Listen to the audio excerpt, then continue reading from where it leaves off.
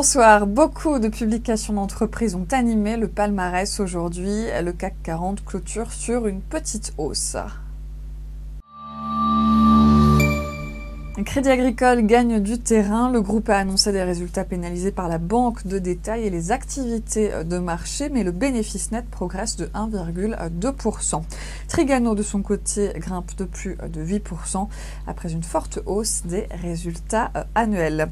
C'est la chute pour l'opérateur satellitaire Eutelsat. Le marché sanctionne la performance commerciale très terne enregistrée sur la période de janvier à mars et surtout le warning sur les perspectives annuelle.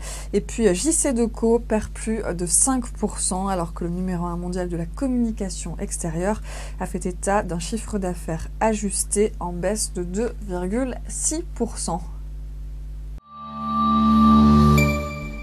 Et il y a une chute de près de 20% ce soir, au plus bas depuis 5 ans, après des résultats décevants pour le début de l'année.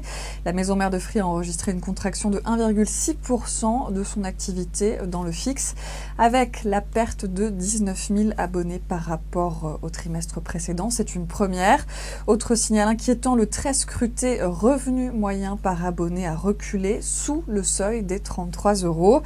Depuis le début de l'année, il y a des temps que de peloton en bourse face à ses concurrents Orange, Bouygues et même Altice.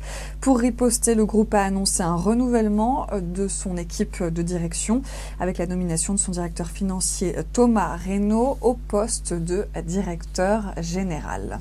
Fin de ce flash, vous avez rendez-vous demain matin à 9h30.